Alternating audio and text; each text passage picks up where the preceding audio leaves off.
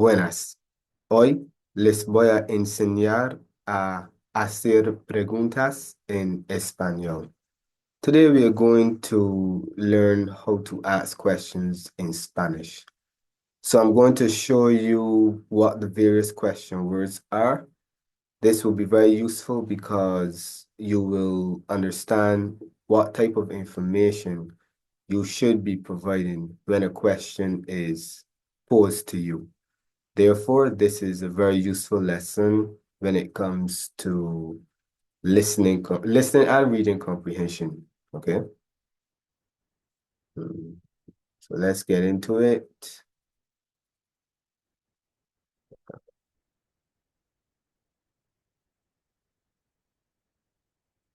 All right.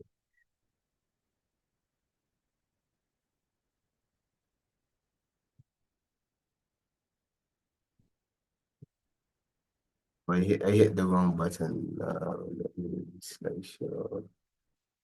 Right. So las preguntas, questions. What you will notice in this lesson is that when it comes to questions, the question is usually put at the start, followed by the verb and then the subject. That's the general order that is followed when we pose questions in Spanish. What you'll also notice is that prepositions precede the question word. Okay? So those are just two things that you will notice straight off the bat. And I forgot to mention, when it comes to the punctuation, in Spanish, the question mark has to be repeated at the start. It has to be turned upside down. That's just a rule when it comes to Spanish. Okay. So the first question word that we're going to look at is porque, or porque rather. Now, porque means why. So if we ask this question, that means that we are looking for an explanation, okay, a reason. And as you see in the right-hand column, or on the right-hand side, rather, you see 4 porqués. Now, I mentioned the other porqués because I want you to know what they are, but I'm really not going to get into detail because I have another video on those, on the differences between porque, and porqué. So I'll leave that in the description for you to check out. But porque, why? As you see, it is 2 words and it has a tilde on the E, right? ¿Por qué estudias francés? Why do you study French? So this is how we would say why. Now, this is a direct question. If I wanted to ask an indirect question, I would still use this porque because this porque is the interrogative, right? All the others aren't interrogatives, okay? So for example, yo quiero saber por qué has hecho eso. I want to know why you have done that. Yo quiero saber por qué or por qué has hecho eso. Okay? Now, in that case, the why, it is not asking a direct question, but it's asking it indirectly. Because if you look at the sentence, why have you done that? Right? So that's an indirect way of asking why. So if you're asking it indirectly, we still use the interrogative word. All right, so por qué means why. That's 2 words. Now, these are the other meanings of porque, okay? We have porque as 1 word meaning because, which gives the explanation, of course. Porque as 1 word, but with a tilde on the E, is like reason or the why.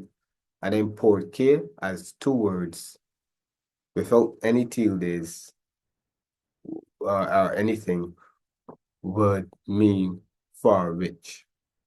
So I just gave some examples. Estudio francés porque me gusta. I study French because I like it. No entiendo el porqué de tu decisión. I do not understand the reason for your decision. And 3, es la razón por qué escogí ese carro. It's the reason for which I chose that car. Usually the porqué, usually there's an article in the middle, but once again, you can check out my video on the differences between porque, and porqué to understand. All right. So this is porque. Why? Dónde? Where? If we ask someone dónde, we're looking for a location. ¿Dónde está la escuela? Where is the school? This is a direct question, of course. And if we have an indirect question, we utilize the interrogative word. No sé dónde está mi mochila. I do not know where my bag is. In essence, you're asking dónde está mi mochila, but you're asking it indirectly because dónde appears within a sentence. That is not an interrogative sentence. This is why we say it's indirect. No, it is direct in ¿Dónde está la escuela? Because you see that we are asking a question, but in this one, this is what we would call a declarative statement, but we are indeed asking a question within it. So it's indirect. All right. Now, ¿Dónde has another form, which is going to be, it also means where, but this is going to be a relative adverb. Okay. Esta es la escuela donde estudio. This is the school where I study. Now, we're not asking any questions. All we're doing is mentioning that. So where in this case is just adding additional information or making reference to what was mentioned earlier. The school where I study. So that's a relative adverb. So once we use donde without a tilde, we're using it as an adverb, a relative adverb, which means that it mentions what was already talked about. Okay. So yeah.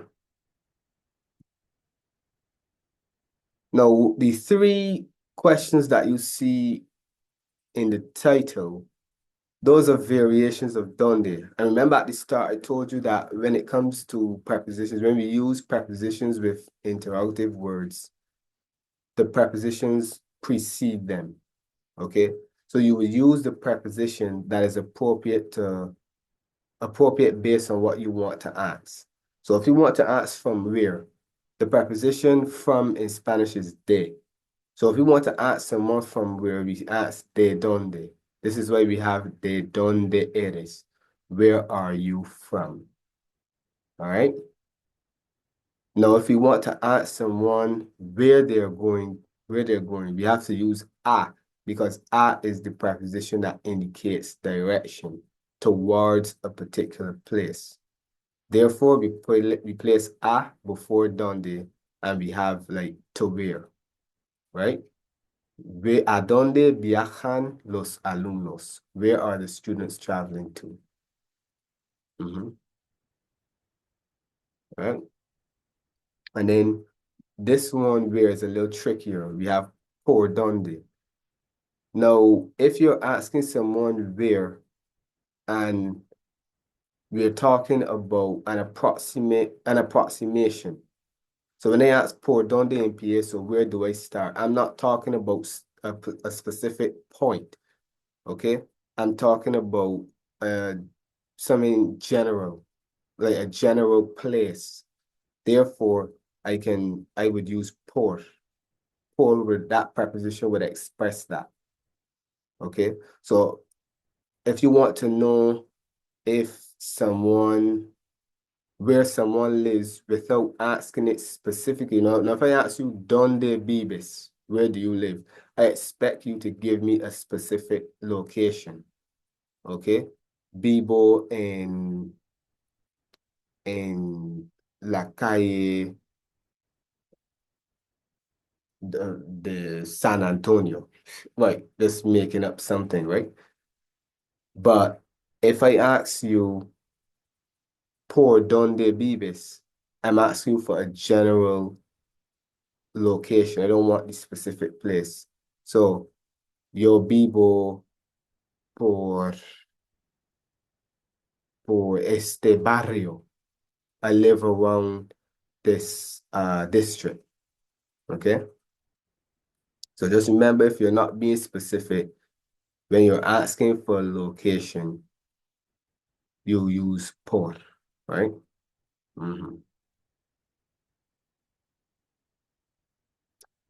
¿Cuándo? Ven. ¿Cuándo es tu cumpleaños? When is your birthday? You know, of course, if you're asked ¿cuándo?, we're looking for a date. And once again, cuando, the interrogative word cuando is also utilized when we are asking the question indirectly. No sabes cuándo es mi cumpleaños. You do not know when my birthday is. Once again, you're indirectly asking a question. But once again, cuando, just like dónde, can also function as a relative adverb if you remove the tilde. And we have the example here. Cuando mis padres se jubilen, viajaré con ellos. When my parents retire, I will travel with them. That's right. So cuando with the accent asks the question where, right? And cuando without the accent is a relative adverb, just providing context.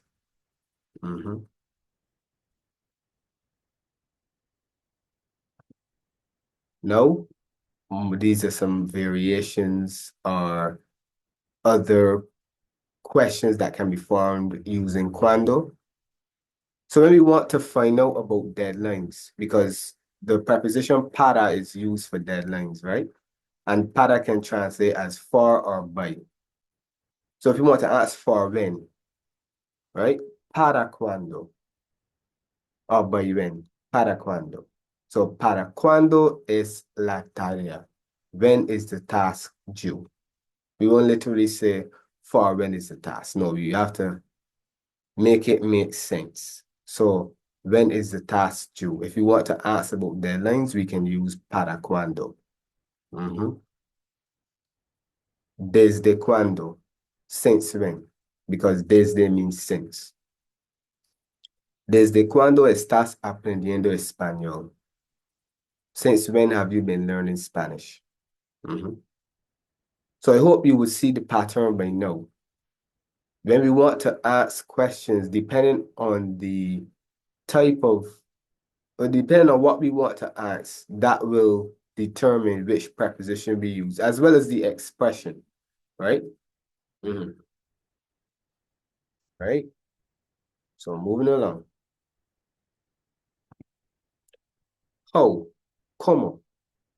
Of course, this is another way that we can ask for an explanation. ¿Cómo? Right? ¿Cómo dormiste? How did you sleep? Once again, indirectly. Dime cómo lo hiciste. Tell me how you did it. In essence, you're asking, ¿cómo lo hiciste? But again, you're doing it in an indirect manner because you're not asking the question directly. Okay? Now, como without the tilde can function as a conjunction, which means like or as. So you can use it when you're making comparisons and stuff like that, right? For example, hay muchas personas como tú. There are many persons like you. Yep. This is an example that illustrates that The tilde is very important because you can change the meaning. In fact, not just no, but in all these question words, you see the importance of the tilde because without the tilde, you change the meaning of the word, even though it's spelled the same, right? Mhm. Before we move on, sometimes, like for example, you may ask, ¿Cómo te llamas? Why is ¿Cómo te llamas? What is your name? Rather than how is your name? Now, ¿Cómo te llamas? is is interesting because the verb llamarse means to call yourself, right? So you can look at it as how do you call yourself? But that wouldn't sound too idiomatic, right? So that's one of those expressions that we can say is idiomatic, it is fixed, right? But for the most part, como means how. 99.9% of the time, como means how, right? You know, there are always those exceptions to the rule. Mhm. ¿Quién or quiénes? This is the interrogative for who or whom. If we are talking about someone as a subject, it translates as who. And if we use it with prepositions or as the object, it translates as whom. Okay? So, ¿quién es José? Who is José? Right? Now, ¿quién without the tilde is a relative pronoun, which means that it adds additional information about someone who was mentioned previously. So, for example, hay un hombre quien no es ateo. Perdón. There is a man who is not atheistic. ¿Quién? Who are we talking about? We are talking about the man that was mentioned previously. Hay un hombre, right? Quien no es ateo. There's a man who is not atheistic. We could also use que, but of course I used quien for the sake of the example, right? Now the plural equivalent of quien would be quienes. Quienes son tus padres? Who are your parents? And once again, quienes has a can function as a relative pronoun. Hay quienes creen en Dios. There are those that, perdón. There are those that believe in God. Yep. So quienes translates as those that. You will need to put que.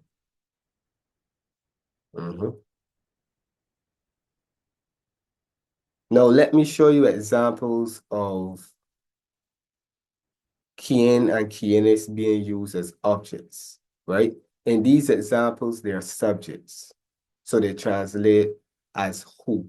But we want to see examples when they will translate as whom. So with other prepositions, we have de quien. Now, de quien means whose. So this is the structure you use to ask that question, whose.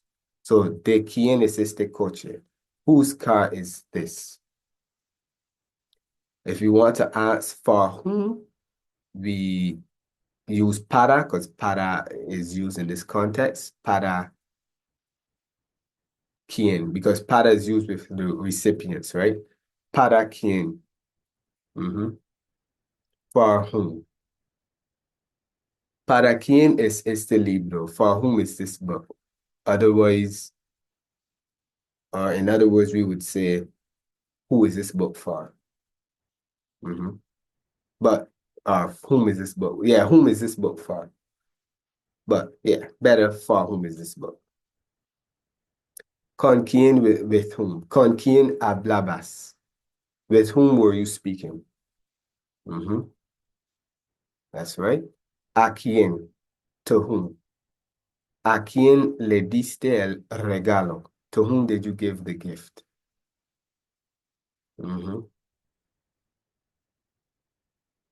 So as you see, when we use quién, or quienes with other prepositions, they translate as whom, right? Mm. And once again, we choose the preposition which is appropriate that is appropriate based on what we want to ask. But we just put that preposition before. Mhm.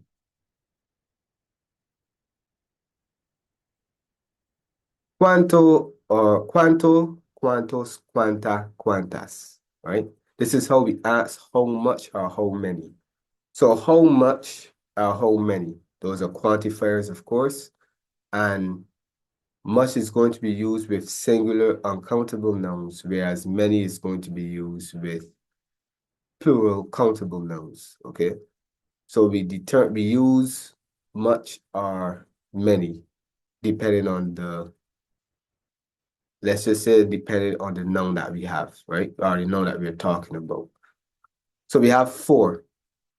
We have various uh we have variety when it comes to this interrogative because this is going to be affected by gender and number.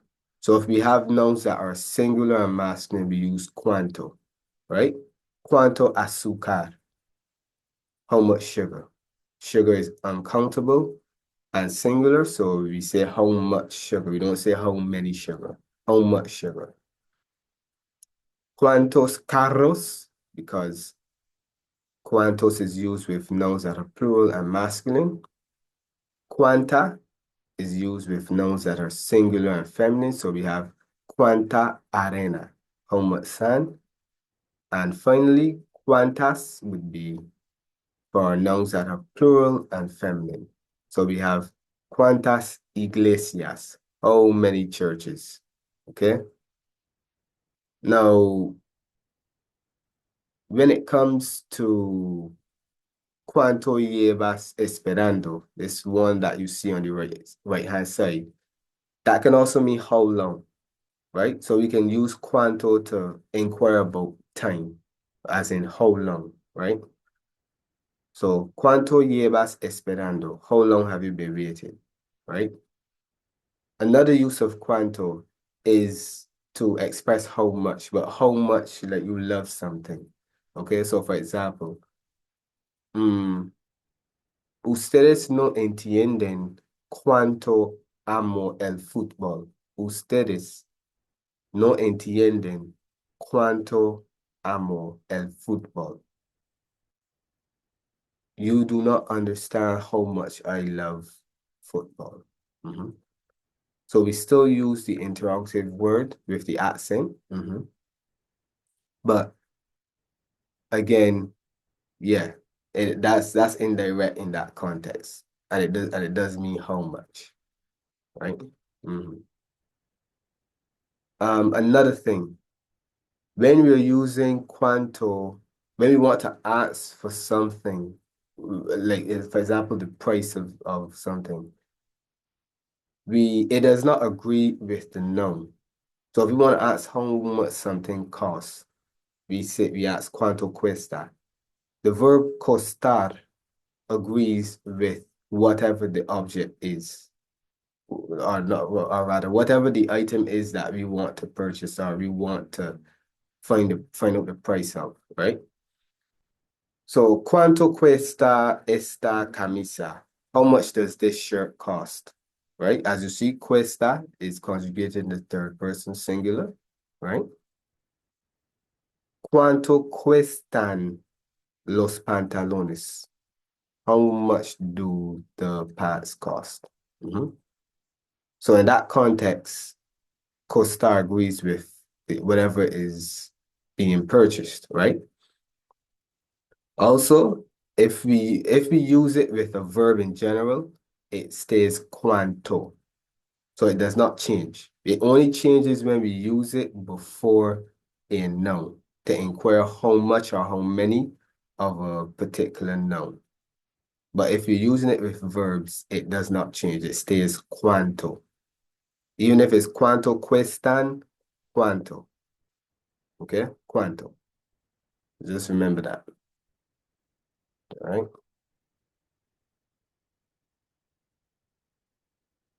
¿Cuál and cuáles? Now, this means which or which one. And of course, the plural, which ones, right? So, ¿cuál prefieres? Which one do you prefer? Mhm.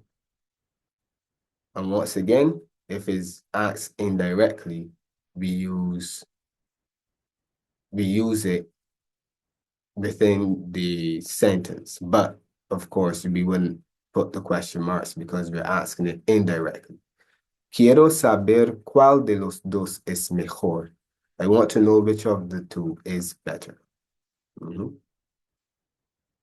Now, cuál can be used before nouns, but this is going to be more popular in Latin America. ¿Cuál coche? Which car? Mhm.